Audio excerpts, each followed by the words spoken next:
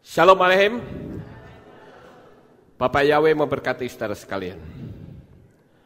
Malam hari ini saya akan menyampaikan materi firman Tuhan yang saya beri tema mengatasi beban hidup dan kemarahan.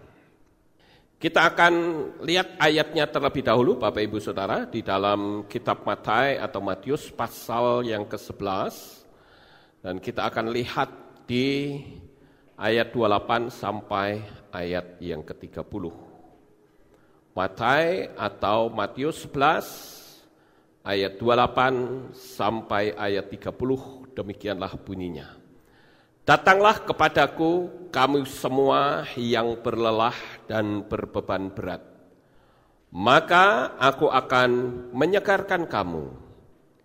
Pikulah kuku atasmu dan belajarlah dariku, sebab aku lemah lembut dan rendah hati, dan kamu akan mendapatkan kelegaan bagi jiwamu. Karena kuku itu nyaman dan bebanku itu ringan. Sampai di sini pembacaan kitab suci kita. Bapak Ibu yang terkasih, kalau kita berbicara tentang beban hidup, maka hampir sebagian besar orang mengatakan bahwa manusia itu terlalu berat di dalam menjalani kehidupan di dunia ini. Sehingga yang terjadi banyak orang-orang yang mengalami frustrasi. Namun demikian Bapak Ibu, Yeshua HaMashiach memberitahu kepada kita di kitab Matai tadi, bahwa kita yang berlelah dan berbeban berat, kita perlu datang kepadanya, karena Yeshua akan menyegarkan kita. Dan ternyata saudara-saudara, untuk kita bisa mendapatkan penggenapan, lelah kita dihilangkan, beban berat kita dilepaskan, itu ada caranya. Yaitu di sana dikatakan, pikulah kuk atasmu. Mungkin di antara kita ada yang bertanya, kuk itu apa ya? Kuk itu adalah tempat sandaran sapi, saudara. Kalau ada sapi yang geluku tanah sawah, itu dua sapi itu ada kayak kayu. Nah itu namanya kuk, saudara. Kuk ini adalah alat untuk membuat dua sapi itu berjalan bersama-sama. Dan itu berbicara tentang aturan-aturan di dalam orang menjalani kehidupan. Sehingga kehidupan kita itu tidak mengalami beban yang berat. Nah, saudara yang terkasih, beban hidup itu sangat banyak yang dialami oleh manusia pada saat ini. Dari video-video yang saya upload, saya mendapatkan banyak sekali respon orang-orang yang positif, yang tentu saja ingin beban-beban mereka dilepaskan. Kita melihat bahwa beban-beban hidup itu banyak sekali, saudara. Kalau saya tambahi yang ke-7, ke-8, ke-9 masih banyak, mungkin bisa ratusan, mungkin bisa ribuan. Tetapi beratnya beban hidup itu tidak akan membawa manusia hancur. Selama kita ngerti caranya, maka semua beban hidup itu dapat diselesaikan oleh Tuhan. Nah, saya tunjukkan beberapa contoh saja tentang apa yang disebut beban hidup. Saya tidak tahu apakah saudara mengalami hal-hal yang seperti ini. Yang pertama, yang disebut beban hidup itu mungkin banyak utang. Yang lebih parah lagi kalau hutangnya itu pada rentenir. Itu bahkan bisa sampai hidupnya tidak tenang karena diancam oleh orang. Bukan cuma diancam, merasa hidupnya itu tidak aman. Kalau mau keluar juga takut, Nanti kalau urusan dengan orang yang ngutangi bagaimana? Apalagi sekarang rentenir itu banyak menggunakan debt collector.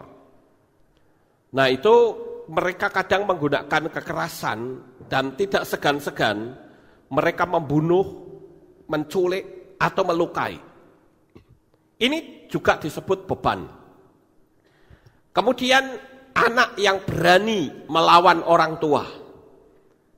Kalau anak sampai berani melawan orang tua itu juga menjadi beban tersendiri. Sekalipun ini tidak bicara tentang uang, saudara-saudara.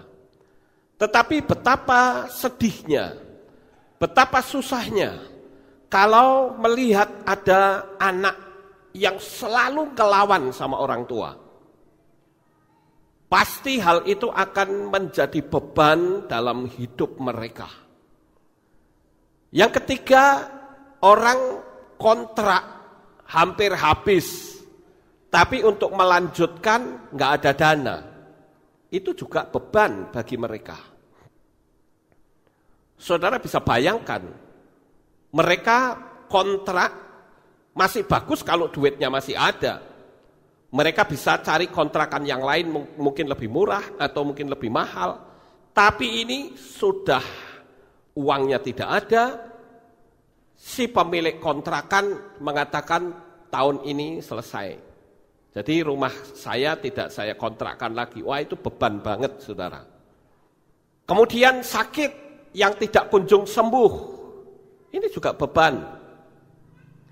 Bahkan saya pernah ketemu dengan seseorang, saudara-saudara, yang nyaris menghabisi dirinya, melakukan bunuh diri, karena dia berpikir percuma saya hidup di dunia ini, kalau toh saya harus cuma tiduran saja dalam penderitaan yang sangat luar biasa. Untuk apa saya hidup di dunia?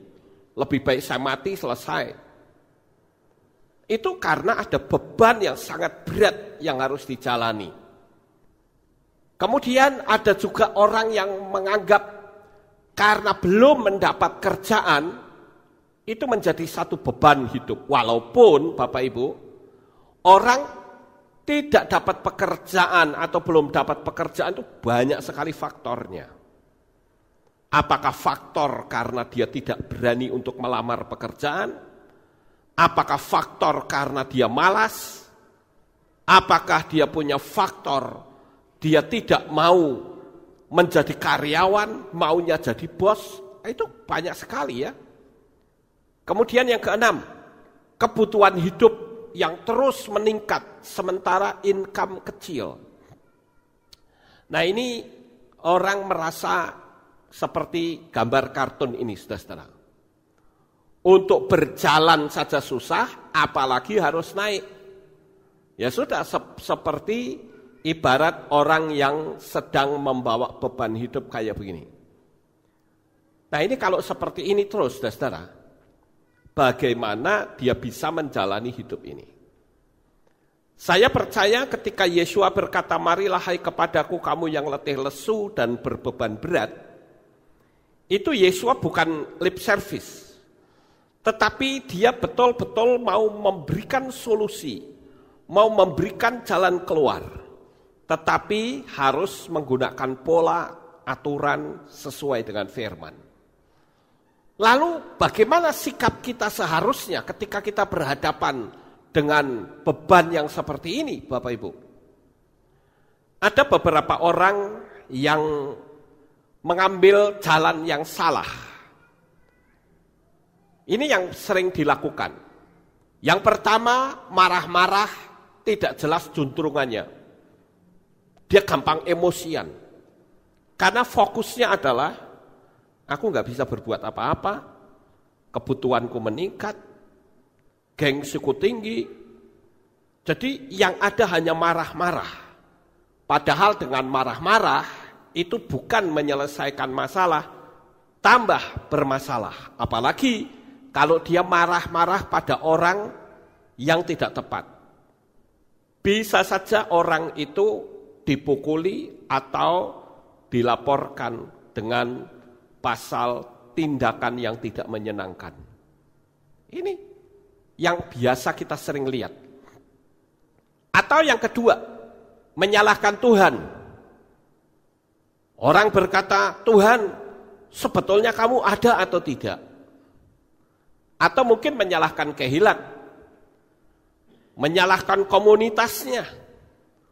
Barangkali orang akan berkata, katanya di Kehilat itu bicara kasih. Tapi kenapa saya tidak punya kerjaan? Kok nggak ada orang yang ngasih kerjaan?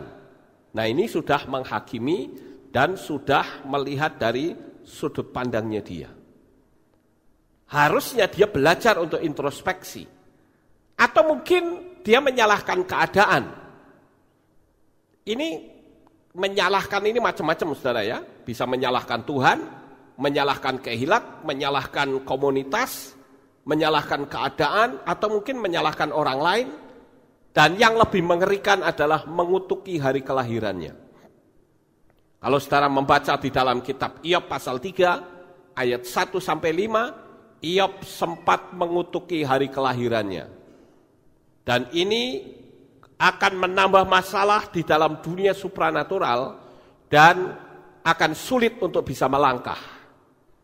Untung Iyob di saat dalam keadaan yang terpuruk total, ada sahabatnya yang bernama Elihu. Elihu ini seorang sahabat yang baik, yang bisa memberikan solusi, yang bisa memberi nasihat, sehingga orang yang dalam keadaan panik, orang yang dalam keadaan tidak nyaman, akhirnya bisa mengikuti nasihat dari Elihu, sehingga Iyob bisa terangkat kehidupannya kembali. Berbeda dengan sahabat-sahabatnya yang lain, saudara. Sahabatnya yang lain seperti Elifas, Bildad, dan Zofar, dia lebih banyak menghakimi. Kamu menderita begini pasti karena kamu salah sama Tuhan. Kamu pasti begini dihakimi. Sehingga membuat Iyob, bukannya dia terbangun, malah marah. Jadi dalam hal ini Bapak Ibu, kalau kita berhadapan dengan orang yang sedang dalam keadaan panik, orang yang tidak punya pekerjaan, jangan kita menyalahkan orang itu. Orang bisa nekat loh. Hati-hati saudara, kita bersosialisasi, kita menghadapi banyak karakter-karakter manusia. Jadi apabila kita berhadapan dengan orang yang sedang menghadapi beban hidup, berilah dia bimbingan dengan baik. Jangan kita memiliki kesan menghakimi. Salah-salah mereka bisa menyerang kita. Nah, Bapak Ibu yang terkasih, apakah yang dilakukan oleh orang-orang ini merupakan jalan keluar? Ternyata tidak. Tetapi justru akan menambah masalah baru. Jadi saya ingin kita belajar melalui apa yang Yesus ajarkan. Masih banyak di luar sana orang-orang yang menganggap bahwa beban hidup yang dia jalani itu yang akan menindas dia, yang akan membinasakannya, yang akan menyiksa dia. Sehingga kalau kita tidak mengerti, maka kita pun bisa terpancing emosi karena sikap mereka. Namanya saja orang dalam keadaan panik, kadang emosinya itu tidak terkendali, Bapak Ibu. Ya. Nah, sekarang saya akan memulai memberitahu pelan-pelan untuk saudara tentang apa sih sebetulnya beban hidup itu. Sebenarnya beban hidup atau masalah kehidupan itu hanya seringan segelas air. Sekalipun ringan, tapi ia bisa berubah menjadi sangat berat dan orang tidak mampu lagi untuk memegangnya. Saya ambil contoh misalnya saudara-saudara, ini ada gelas, ini sangat ringan sekali, ya. Gelas Cleo, ini ringan sekali. Bahkan tangan kiri pun saya bisa pegang. Tapi coba saudara pegangin gelas ini, seperti ini terus. Pegangin terus seperti ini. Maka gerak gelas yang sangat ringan ini bisa terasa berat, saudara-saudara. Saudara percaya enggak? Ketika saudara memegangi beban, itu kan beban itu sekalipun ringan. Beban, dipegangin terus gitu. Saudara pelototin terus itu gelas. Ya. Maka gelas yang sebetulnya ringan itu akan menjadi sangat berat. Bahkan kita sudah tidak bisa lagi untuk mengangkatnya. Kenapa? Karena tangan kita seperti ini terus. Maunya turun, kita coba angkat tidak bisa, saudara-saudara. Nah, inilah sebetulnya yang saya katakan beban atau masalah kehidupan.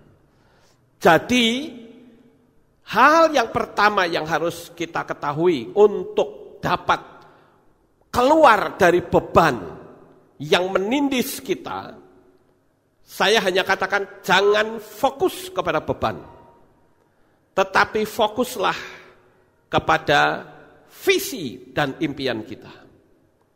Selama saudara punya pikiran, punya hati, terus terarah kepada bebannya, saya katakan Anda pasti akan stres dan Anda tidak akan pernah bisa menyelesaikan masalah, paling-paling mengambil jalan pintas. Jadi bayangkan bahwa beban saudara itu tidak lebih dari segelas air. Kalau sudah itu, sudah jangan dipikir masuk ke dalam beban hidupmu akan semakin bertambah berat. Tapi berpikirlah tentang mujizat-mujizat Tuhan. Berpikirlah tentang bagaimana visi dan impian saudara yang sangat besar. Maka kalau saudara mau mengejarnya, pasti apa yang menjadi impian saudara akan bisa saudara tangkap. Iklan rokok saja di luar saya pernah melihat, membaca iklan itu judulnya adalah Chase Your Dream. Kejar impianmu. Wah, kita disuruh mengejar impian, saudara. Jangan kita fokus pada beban. Justru dengan adanya beban, itu menjadi cerita indah saat kita nanti meraih kesuksesan. Bapak Ibu paham hal ini? Artinya tidak ada orang yang sukses tanpa melewati beban. Tidak ada orang yang sukses tanpa melewati rintangan. Tidak ada. Semua pasti menghadapinya. Tetapi bedanya adalah ada orang yang menghadapi rintangan itu dengan percaya dan berani. Tetapi ada orang yang ketika menghadapi beban dan rintangan, dia lebih baik mundur, dia lebih baik lari.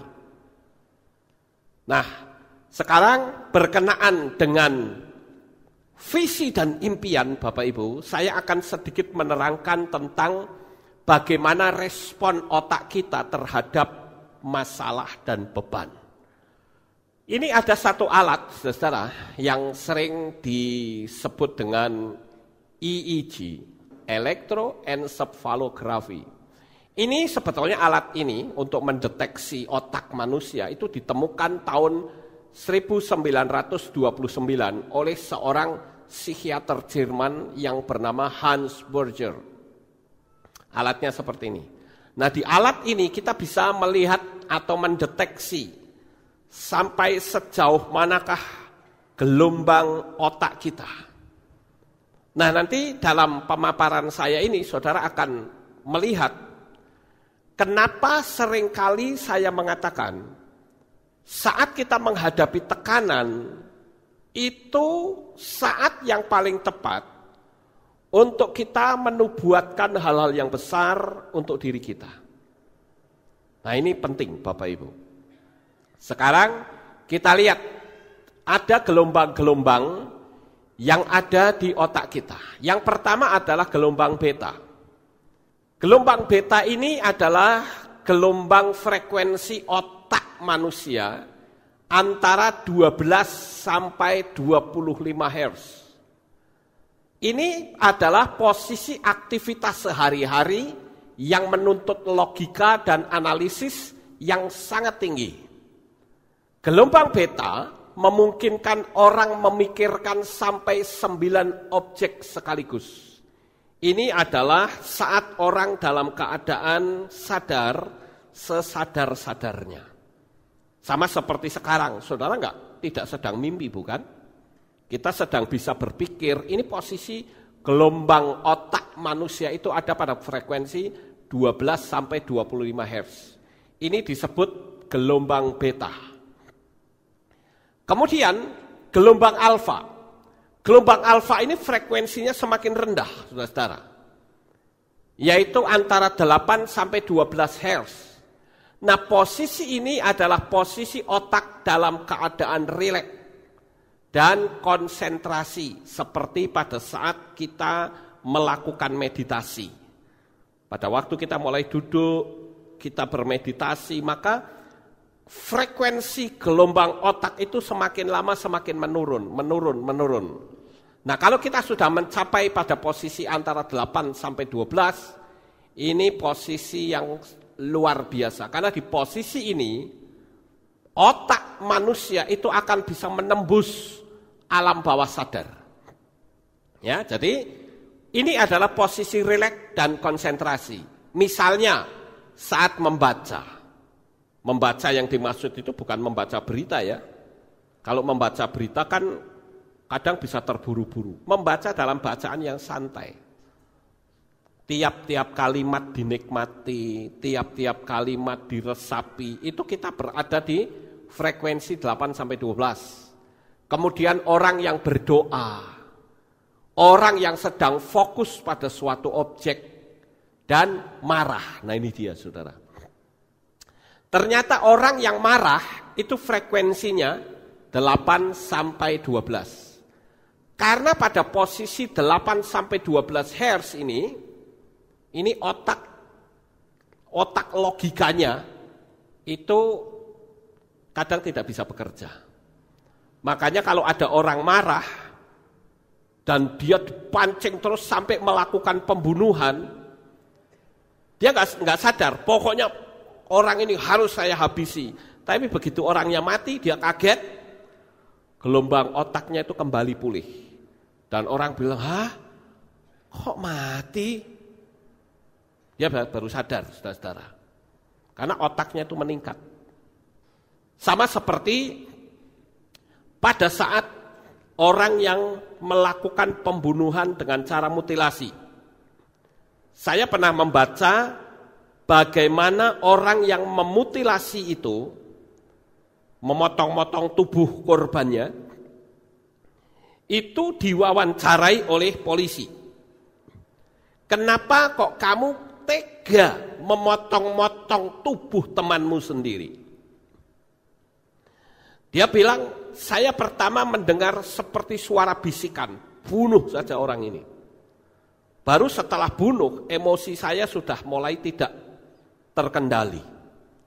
Saya dengan entengnya saya potong-potong seperti memotong daging ayam. Setelah saya masukin kresek, kemudian saya buang. Nah, baru setelah dia melakukan banyak hal itu, frekuensi otak kembali pulih. Orang jadi sadar, loh, ternyata saya memutilasi teman saya nih. Lalu orang berkata, ya saya khilaf. Ya paling cuman begitu, saudara-saudara. Nah ini pada posisi marah. Gelombang alfa itu berfungsi sebagai penghubung antara alam sadar dengan alam bawah sadar. Nah ini yang penting, saudara.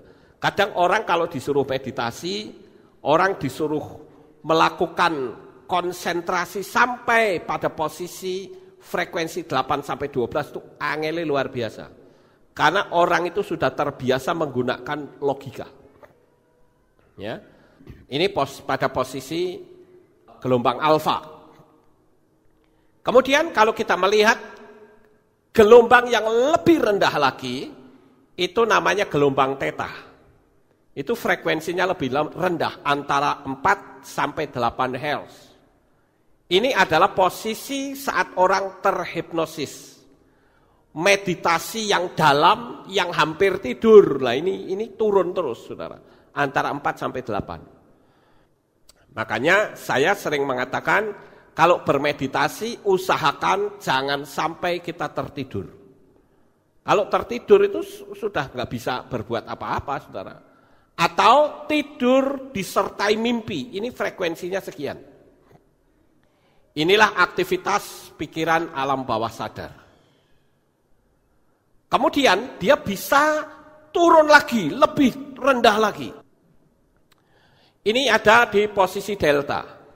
Delta ini frekuensinya adalah 0,5 sampai 4 Hz. Ini adalah saat orang tidur lelap tanpa mimpi. Kenapa kadang ada orang yang tidur seperti ini, saudara? Cuman sebentar, atau saudara pernah nggak ngalami tidur sebentar, tapi puas? Pernah nggak ngalami begitu?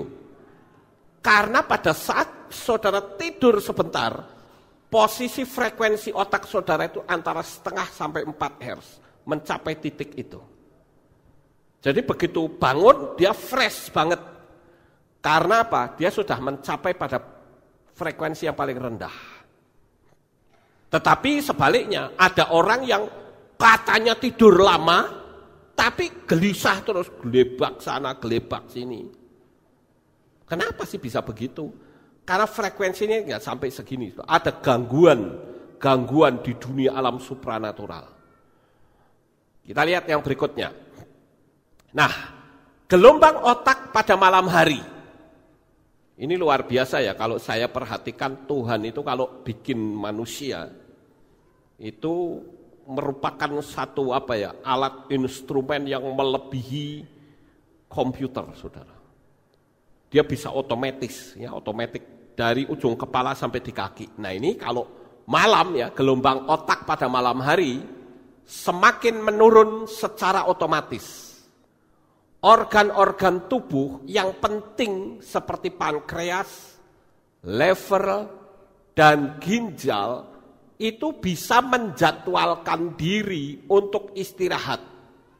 Itu sebabnya kalau makan kemalaman selewat jam 10 menurut kesehatan itu sangat tidak baik dan dapat menimbun lemak. Jadi kalau saudara makan, ini kata dokter dan menurut penyelidikan encephalograph tadi ya. Kalau makan selewat jam 10 itu sudah tidak baik untuk kesehatan. Paham nggak Bapak Ibu? Jadi kalau saudara pingin kurus tapi makannya di atas jam 10, mustahil saudara bisa kurus. Yang ada semakin gembrot itu iya. Karena dia otomatis ya. Otak itu otomatis dia turun sendiri, saudara. Jadi sekali lagi ini warning untuk saudara yang suka makan malam selewat jam 10. Itu sangat buruk untuk kesehatan. Kita lanjut saudara-saudara. Masih bicara tentang beban. Jika beban atau masalah tidak segera diletakkan, dia akan ditangkap oleh gelombang otak. Nah ini kenapa tadi saya mengatakan kita bicara tentang masalah frekuensi. Itu nanti ada kolaborasinya saudara-saudara. Sekali lagi ya, jika beban masalah tidak segera diletakkan, dia akan ditangkap oleh gelombang otak sebagai beban permanen. Itu otomatis, saudara-saudara.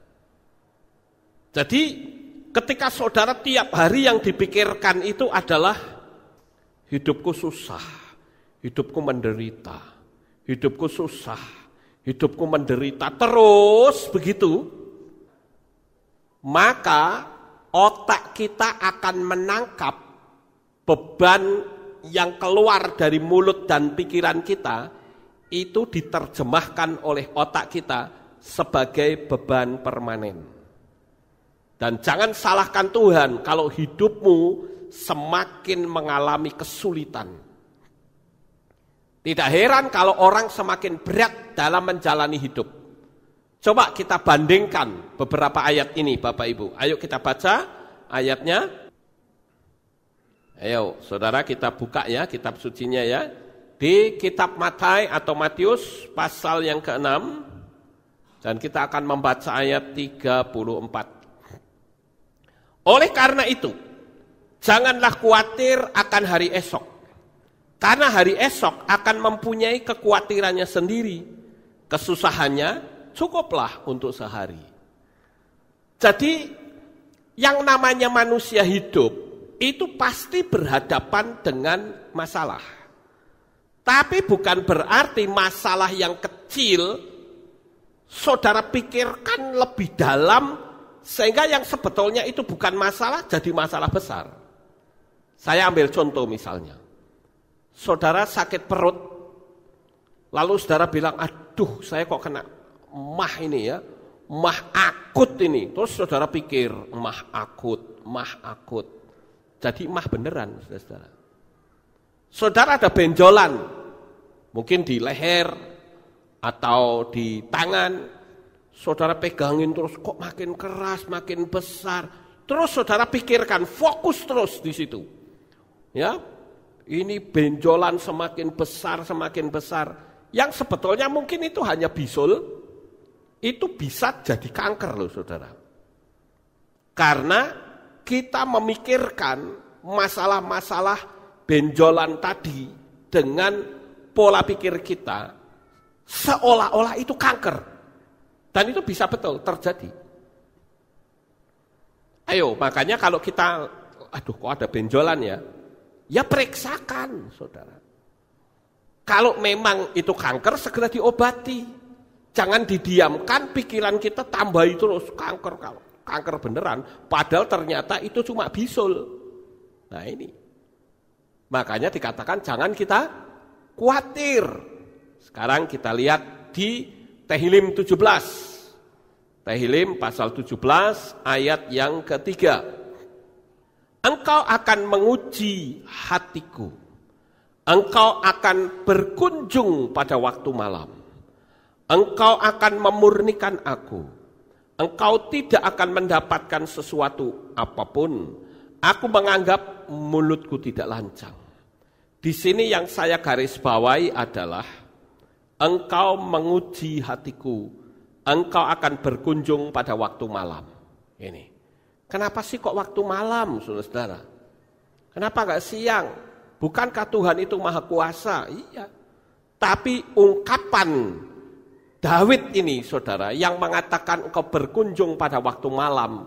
Karena pada saat malam hari, kan tadi sudah saya ceritakan bahwa frekuensi otak manusia itu semakin turun.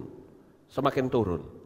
Nah, ini bisa masuk pada relaksasi di mana Daud bisa berurusan dengan dunia alam supranatural yang tentunya dalam hal ini kepekaan Daud tentang kehadiran Tuhan itu semakin nyata.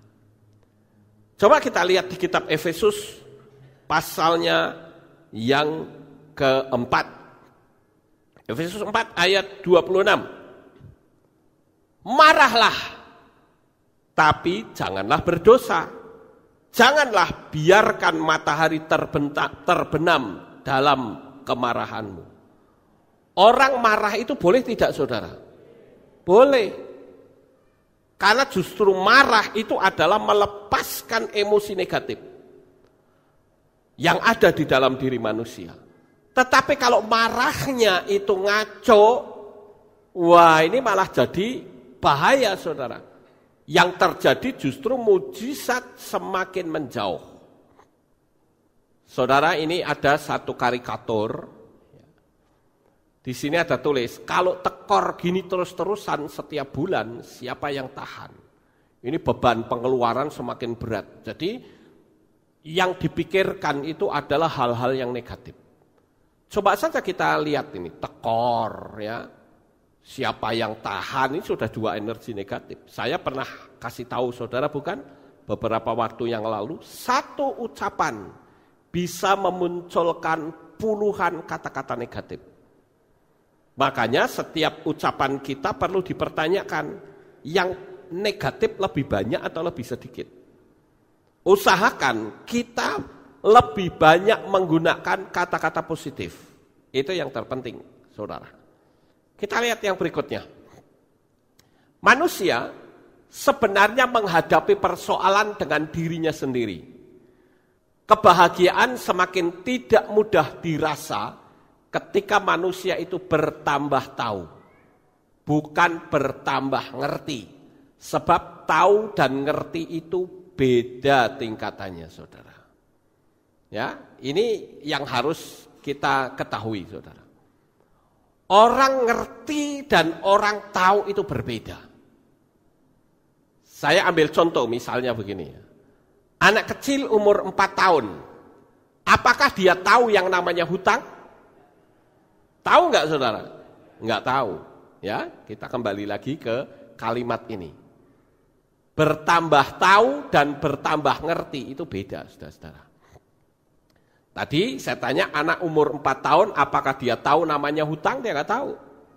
Karena nggak tahu, dapatkah dia merasa tersiksa? Bila dia tahu bahwa orang tuanya berhutang?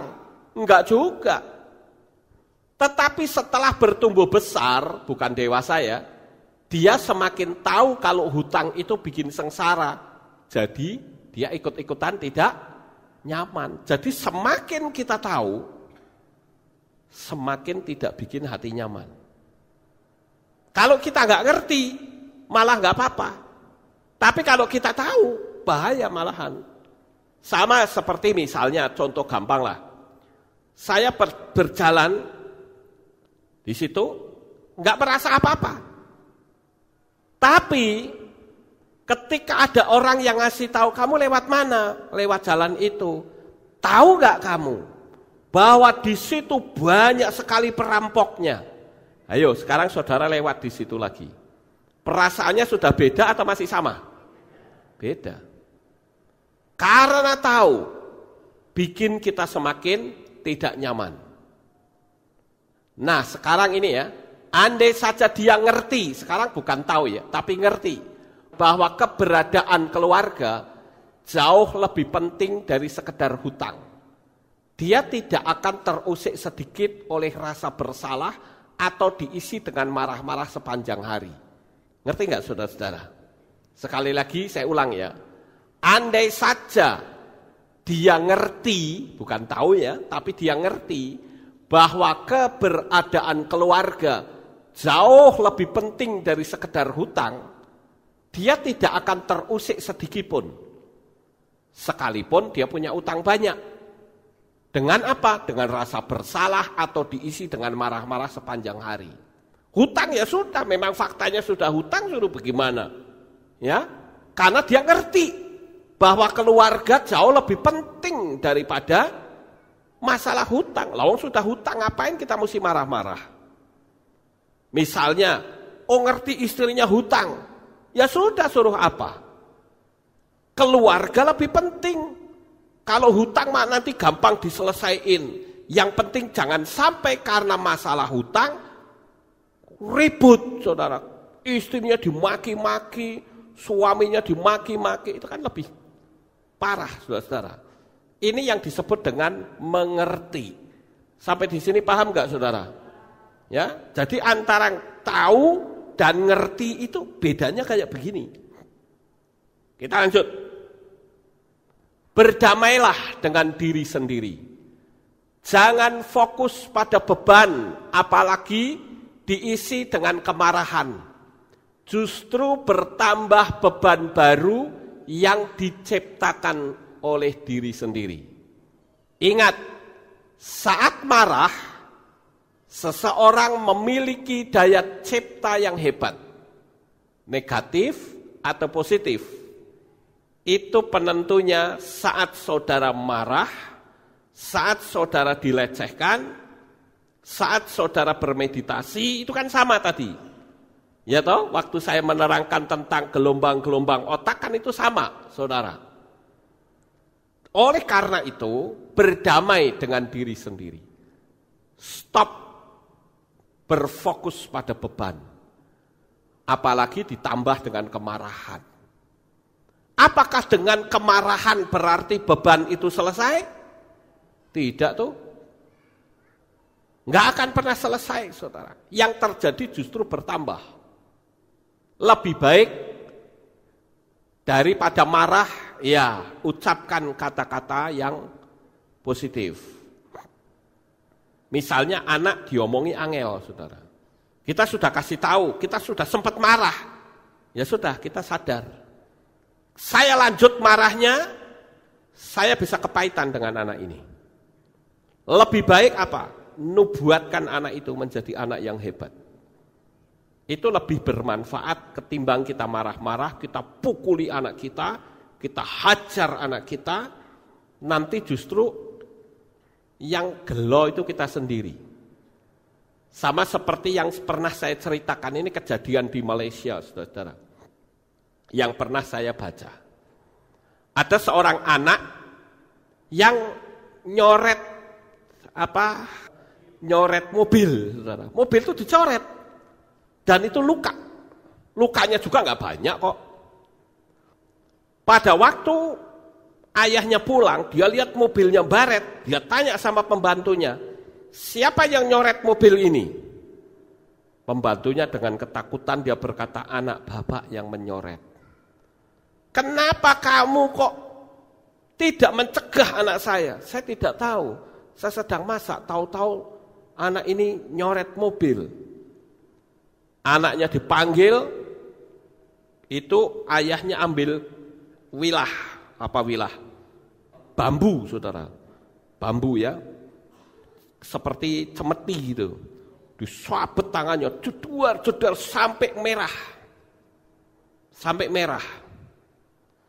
Ya sudah, anaknya teriak-teriak, ampun papa, nangis, saya tidak berani lagi, sudah. Namun beberapa hari kemudian, 3 atau 4 hari, tiba-tiba anak ini panas badannya. Panas gak turun-turun. Ketika dicek oleh dokter, ternyata anak itu tangannya kemasukan virus, saudara-saudara. Dari bekas luka sabetan bapaknya, kemasukan virus. Akibatnya dokter menyarankan apa? Anak ini kalau tidak diamputasi tangannya, mati anak ini. Sehingga dengan terpaksa sang bapak itu memberi tanda tangan surat izin untuk mengamputasi tangan anaknya. Anak itu nangis terus, papa kembalikan tanganku, aku tidak berani lagi. Bayangin saudara. Bagaimana perasaan hati orang tua ketika melihat anaknya nangis minta tangannya kembali dan itu ulah dari bapaknya. Kayak apa rasanya coba? Anak kecil itu seluruh tubuhnya itu masih sangat peka, saudara-saudara. Anak dijiwit sampai gosong-gosong itu juga bahaya. Karena itu bisa merusak jaringan darah. Dan itu sangat berbahaya sekali. Saya pada waktu Elis masih kecil, ketika dia dalam tanda petik agak beler, saudara, tak sabet tangannya, tapi nyabetnya itu tak suruh kayak begini, ya saya pukul pakai tangan ini. Jadi suaranya itu buantar, jeder, tapi dia tidak sakit. Itu hanya untuk shock terapi saja. Itu lebih bijaksana, atau di pantatnya, der pakai tangan. Itu akan lebih baik daripada pakai kayu atau dicubit. Itu bahaya sekali. Ya. Nah ini, makanya saya katakan ketika kita marah berhati-hati, saudara. Di Indonesia ini pernah ada kasus. Seorang anak laki-laki yang bernama Ari Hanggara sampai mati dipukulin orang tuanya. Itu akibat orang tua marah melampiaskan emosi kepada anak itu. Dihajar habis-habisan, benturkan tembok sampai mati. Beberapa tahun yang lalu kita juga mendengar ada anak yang dianggap nakal. Tangannya dipelindeskan kereta api sampai tangan atau kaki ya, putus itu kakinya, saudara. Dan anak itu sempat dibantu oleh teman saya. Itu karena ulah orang tuanya di penjara. Tapi kakinya kan sudah tidak bisa kembali, saudara, dipelindes ke kereta api. Ini marah itu memang jahat sekali, bahaya saudara. Kita lanjut. Bagaimana agar beban itu terasa ringan, bahkan hilang sama sekali? Ya, ini kembali ke masalah otak saudara. Yang pertama yaitu pindahkan fokus dengan cara yang ekstrim. Caranya apa? Masuk kamar, lakukan meditasi. Dak, sudah diem. Nggak usah banyak omong. Masuk meditasi. Tarik nafas pelan, hembuskan. Itu hal yang pertama, meditasi, saudara. Atau untuk menghentikan secara ekstrim, saudara ambil air satu gayung, digerujuk kepala kita. Ya. Nanti akan terjadi perubahan ekstrim di otak, saudara-saudara. Saya katakan begini karena banyak sekali kasus-kasus yang membawa korban hanya karena marah akibat beban hidup. Ya. Masuk kamar, lakukan meditasi. Itu yang pertama. Saya nggak akan bicara meditasi karena saya sudah ada materi. Nggak perlu saya ajarkan, saya anggap saudara sudah tahu untuk hal ini. Kemudian yang kedua, hubungi teman-teman yang berenergi positif. Dan sebaliknya, jauhi orang-orang yang suka berkomentar negatif. Kebanyakan kita, saudara-saudara, itu tidak berani untuk memutuskan hubungan dengan orang yang berenergi negatif. Kalau sudah tahu orang ini tukang nyinyir, dan saudara terus berurusan dengan mereka, rusak hidup kita, saudara. Dunia politik juga begitu. Saya kalau melihat saudara, negara ini sulit majunya. Sekali lagi, negara ini sulit majunya. Kenapa? Karena orang-orang yang justru duduk yang katanya wakil rakyat, itu justru banyak mengintervensi pemerintah, bahkan banyak sekali menghambat. Saya ambil contoh misalnya. Saya bukan mau kampanye nih ya, saya bukan mau kampanye saudara. Saya hanya ikutin berita. Dulu Indonesia itu pegang saham Freeport, cuman hanya berapa persen, kecil sekali. Berapa persen, ada yang ingat nggak? 9%, kecil saudara. Tapi sekarang 51%, hebat kan? Itu berapa triliun itu masuknya? Kok bisa loh yang namanya wakil rakyat bukannya terima kasih sama pemerintah, malah dinyinyiri. Orangnya ya itu aja saudara. Saya pikirnya otaknya ada di mana orang ini. Sekarang malah saya dengar nih pemerintah kita ini sedang mau menghabisi Freeport. Dan kalau sampai Freeport itu kena ke tangan pemerintah Indonesia, Indonesia akan menjadi negara terkaya di dunia. Ditambah lagi dengan uang-uang para koruptor yang disimpan di Swiss, saudara. Kalau itu sampai ketarik, saya jamin rakyat Indonesia makmur luar biasa. Saya ikutin berita, saudara. Sekalipun saya gembala, saya tidak boleh buta terhadap kondisi keadaan di Indonesia. Makanya kita harus berani menjauhi orang-orang yang suka berkomentar negatif.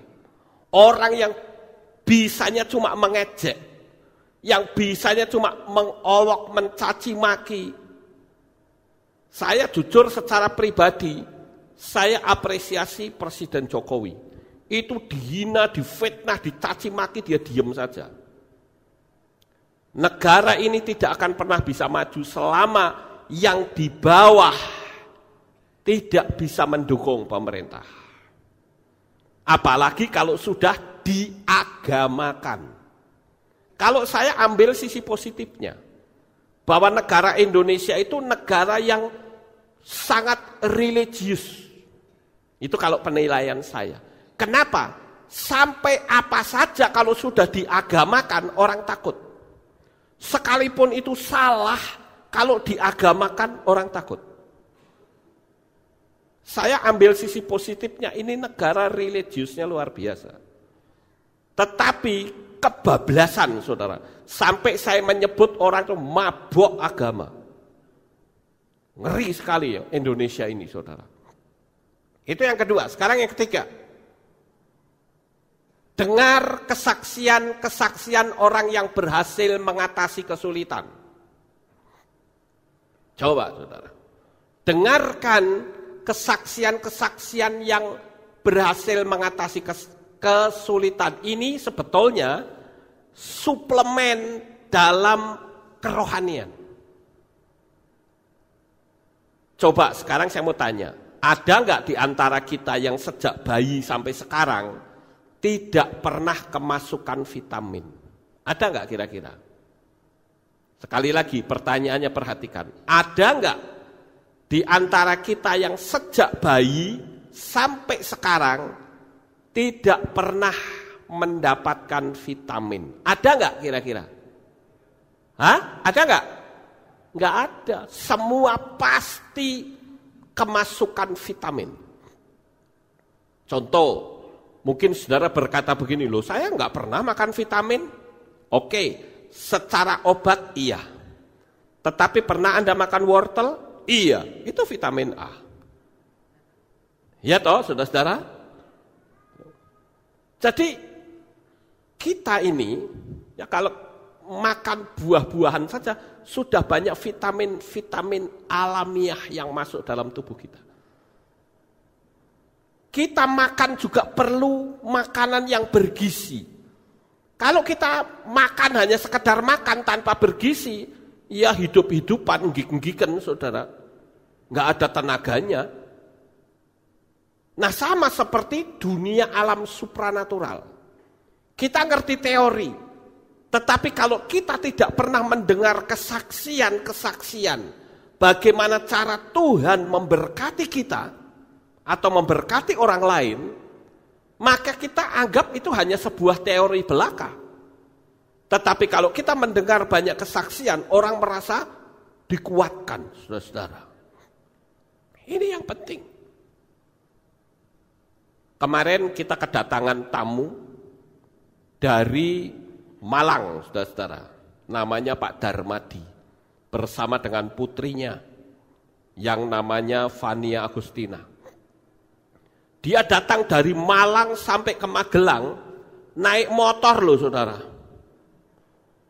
Ayo siapa di sini yang mau ke Malang naik motor? Ada yang mau enggak?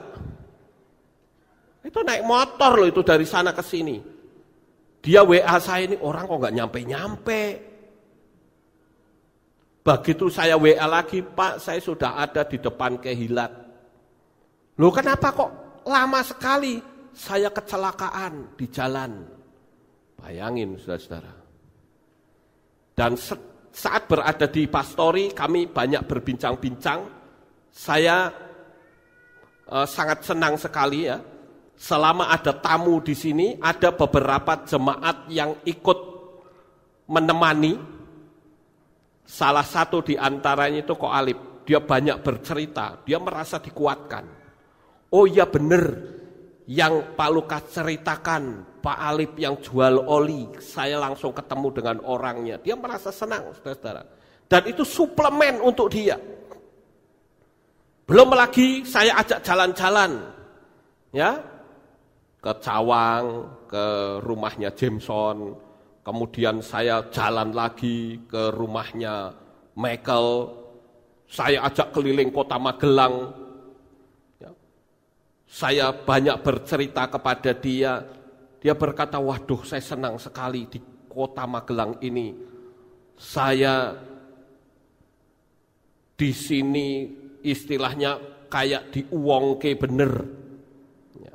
Saya nggak dianggap acuh, makanya saya juga ngasih tahu kepada jemaat.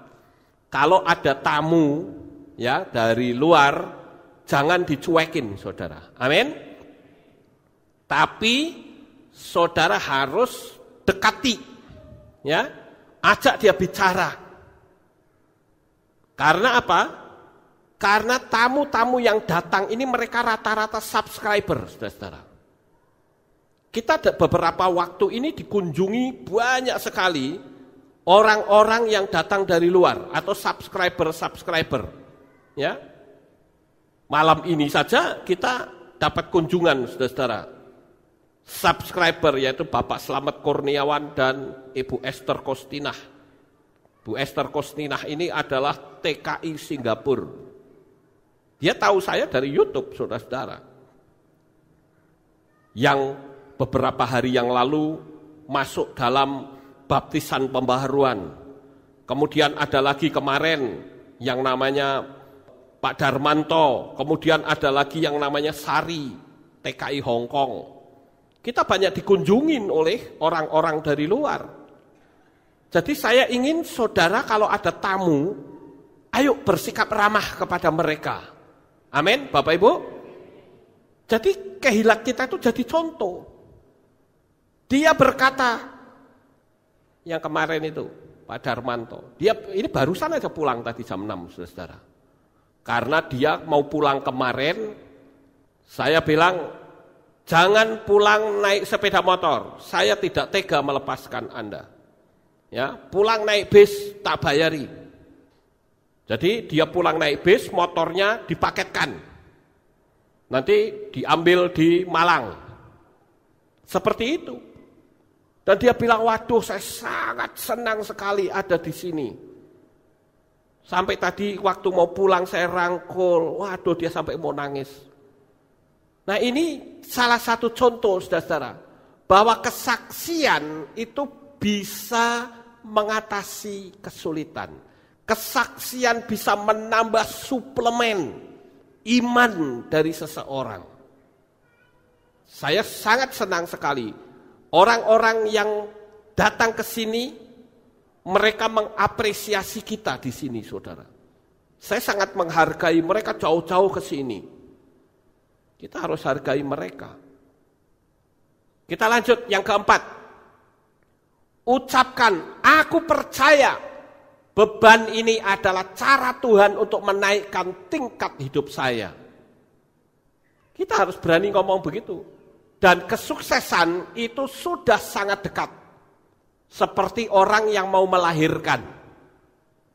Kalau orang mau melahirkan kan semakin mendekati kelahiran kan sakitnya sering, saudara. Saya belum pernah melahirkan. Ya. Tapi saya diceritani sama orang-orang yang pernah melahirkan. Kalau masih belum banyak sakitnya itu masih lama. Katakanlah aduh perutku kok mules. Nanti ya 3 jam kemudian mules lagi itu masih lama, saudara. Tapi kalau aduh aku mules, kemudian 1 jam kemudian mules lagi, wah ini sudah harus hati-hati ini. Nanti semakin lama, aduh aku mules, 5 menit kemudian mules lagi, wis sebentar lagi keluar anaknya. Sama seperti kalau beban kita makin berat, sakitnya itu terus intens gitu. Itu tanda mujizat saudara semakin dekat. Tapi yang terjadi apa? Begitu berat langsung, Tuhan mana buktinya? Loh malah Tuhan ini yang dihujat. Ini kan sudah semakin dekat, saudara. Kenapa mesti Tuhan yang disalahkan? Tuhan bilang, nak, sebentar lagi kamu melahirkan mujizat, nak. Mana ada orang mau melahirkan ngamuk sama Tuhan. Kenapa perutku kudu gede kayak ini? Nggak ada yang seperti itu, saudara. Orang tahu akan melahirkan, dia hamil sampai besar pun.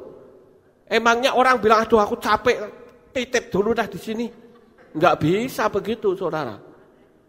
Nah ini kita sebagai anak-anak Bapak Yahweh juga begitu. Biarkan beban itu datang.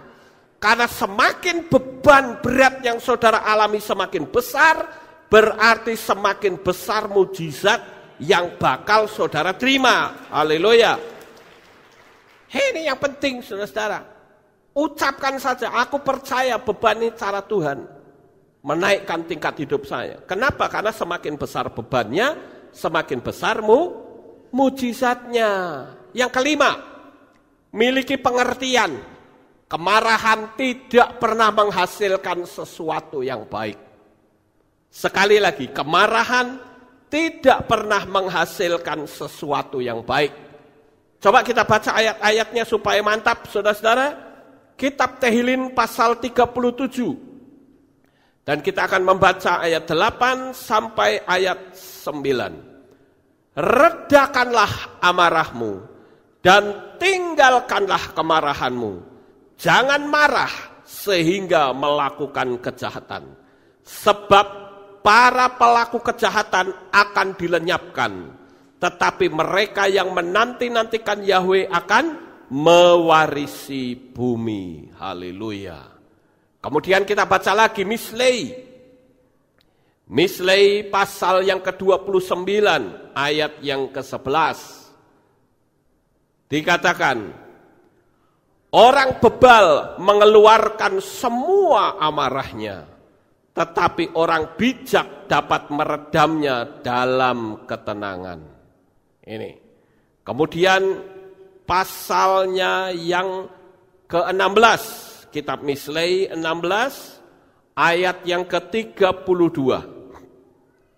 Lebih baik orang yang lambat marah daripada orang yang kuat dan yang menguasai rohnya daripada yang merebut kota. Kalau saudara baca kitab suci kita, masalah marah ini berulang-ulang diungkap, saudara. Karena rupa-rupanya banyak sekali orang yang terjun bebas dalam tanda petik. Dia tidak bisa mendapatkan mujizat apapun hanya karena masalah yang satu ini, marah.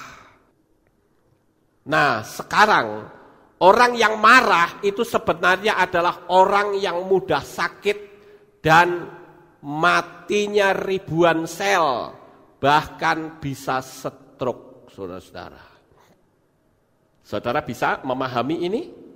Sekali lagi, orang yang marah sebetulnya orang yang mudah sakit.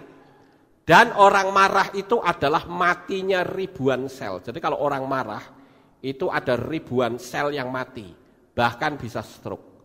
Saya juga membaca artikel, saudara-saudara, ketika anak kecil dimarahi, dibentak-bentak, itu anak itu ternyata sel kelembutannya itu mati di otaknya. Jadi jangan heran kalau anak itu kalau belum dibentak belum jalan. Karena apa? Karena unsur kelembutan dari anak itu sudah mulai pada mati selnya. Dan itu harus dihidupkan lagi dengan cara pendekatan yang dalam. Memberikan kasih sayang yang luar biasa, maka anak itu kelembutannya akan muncul. Kita lihat yang berikutnya. Kemarahan itu sebenarnya karena melihat sesuatu dari sudut pandang yang lain. Saya ambil contoh misalnya. Ada sebuah peristiwa. Saudara masih jalan-jalan, tiba-tiba di halaman rumah saudara di depannya, itu ada kotoran kerbau, saudara-saudara. Orang yang melihat di halaman rumahnya ada kotoran kerbau, marahnya luar biasa. Siapa ini tukang angon yang sembarangan sampai ada kotoran kerbau di halaman rumah saya? Kurang ajar ini orang, kalau ketemu tak tempiling nanti kepalanya. Pasti seperti itu, saudara-saudara. Tetapi ada orang lain lagi yang begitu melihat kotoran kerbau di situ, orang ini berkata, wow, luar biasa, dikirim pupuk di belakang saya, kebetulan ada banyak tanaman. Wah, ini Tuhan kirim pupuk. Peristiwanya sama. Sama-sama bicara kotoran kerbau. Tetapi yang satu marah-marah luar biasa, tapi yang satunya berkata, wow, luar biasa. Loh, kasusnya sama, saudara. Bicaranya pun sama soal kotoran kerbau. Tapi kenapa tanggapannya bisa berbeda? Itu tergantung dari cara pandang kita. Kalau cara pandang kita salah, maka akibatnya salah. Cara pandang kita ngawur, akibatnya runyam, saudara-saudara. Nah, kejadian atau peristiwa itu sebetulnya adalah suatu atau sesuatu yang sifatnya netral. Sekali lagi ya, kejadian atau peristiwa itu sebenarnya adalah sesuatu yang sifatnya netral. Yang memberi rasa itu adalah masing-masing individu. Misalnya nih, ini orang yang sedang mendapatkan hadiah mobil, saudara-saudara. Coba saya lanjut ya yang ini. Ketika saudara dikutuki orang, dimaki-maki dengan kata bangsat, bajingan, goblok, dan sebagainya, saudara akan marah. Betul gak saudara-saudara? Tapi bagaimana kalau saat yang sama, saudara mendapatkan hadiah rumah atau mobil dari bank tempat saudara nabung? Saudara akan marah gak? Gak akan marah. Emang gua pikirin, kamu maki-maki saya, berkatku makin gede. Maki terus, supaya berkatku semakin gede. Nah, kenapa orang kok tidak marah? Karena fokusnya pada mobil, pada rumah. Tapi coba sekalipun dia dapat mobil, dapat rumah, kalau fokusnya dia kepada maki-makian ini, marah gak? Marah karena terpancing negatif. Jadi sebetulnya tergantung dari pikiran kita itu diarahkan kemana. Sampai di sini paham Bapak Ibu? Kita lanjut.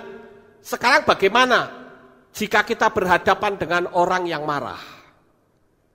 Bagaimana cara menghadapinya? Nah ini saya ada beberapa tips kalau saudara berhadapan dengan orang yang marah. Yang pertama, tetap tenang. Kalau orang marah karena kesalahan kita harus introspeksi dan berterima kasih. Karena sebenarnya kita sedang ditingkatkan kinerjanya. Paham Bapak Ibu? Makanya kalau kita menghadapi kemarahan, pakai pola yang positif begini. Tenang aja, tetap tenang. Ya. Apalagi kalau orang ini nunjukin, kamu tuh kesalahannya gini. Diam saja, tenang saja. Oh ya memang aku salah. Berarti orang itu sebetulnya sedang meningkatkan kinerja kita. Tapi dengan cara yang kasar. Paham Bapak Ibu? Kita jangan terpancing dengan omongannya. Tapi kita lihat maksudnya apa. Maksudnya itu baik. Gitu loh. Kemudian yang kedua. Dengarkan. Dan lebih baik katakan oh ya, terima kasih. Itu menghentikan kemarahan dari orang. Jangan malah ngeyel, saudara. Wes salah diomongi ngeyel. Kalau saya bos perusahaan diomongi ngeyel, kamu tahu nggak ini cara kinerjamu itu nggak bener kayak gini. Tapi kan saya gini, kasih bayaran keluar. Kalau saya begitu, oh enggak usah kakak reko, saya mau cari orang lain yang lebih baik dari kamu. Diomongi bukannya terima kasih malah ngeyel. Nah ini kan nggak bijaksana, saudara-saudara. Kalau kita menghadapi orang marah, dengarkan. Lebih baik katakan, oh ya, terima kasih. Itu akan menghentikan kemarahan. Ya, jangan malah ngeyel. Lanjut. Yang ketiga, suara harus lembut. Ketika saudara dimarahi, lebih baik dengan kata-kata yang lembut. Jangan hadapi dengan suara keras, karena orang yang marah itu akan meningkat 2 kali lipat. Masih bagus kalau saudara dipertahankan kerja di situ. Kalau saya sebagai pemimpin perusahaan, orang diomongi ngeyel malah nyolot, ya saya bilang bagian personalia. Kasih bayaran hari ini, selamat Anda keluar dari sini. Selesai sudah, nggak usah urusan sama orang begitu ya. Kalau mau beri argumentasi, boleh, bukannya tidak boleh, tapi harus dengan kata-kata yang bijaksana. Itu yang benar, saudara-saudara. Ya, ini cara-cara menghadapi orang marah.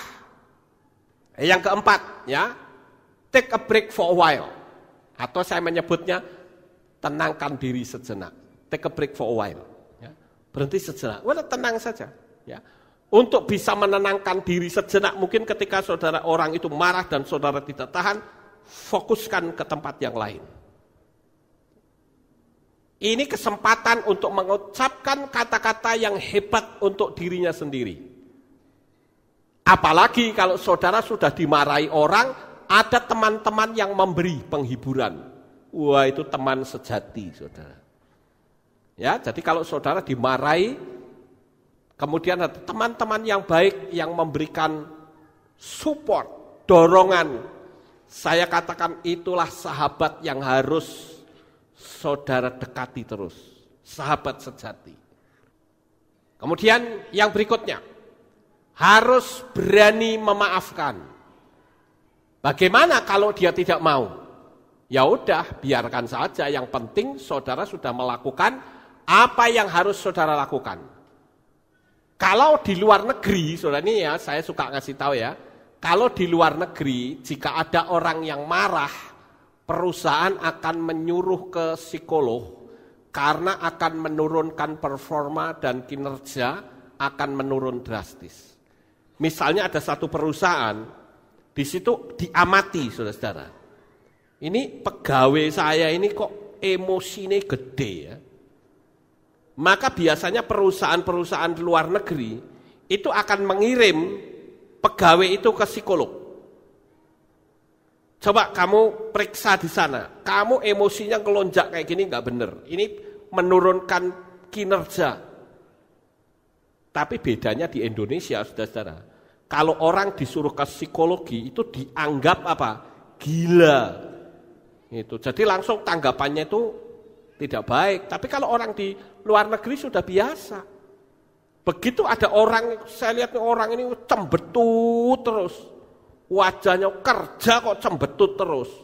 Tidak ada sumringahnya. Maka perusahaan akan kirim orang itu ke psikolog. Dan saya katakan itu bagus sekali.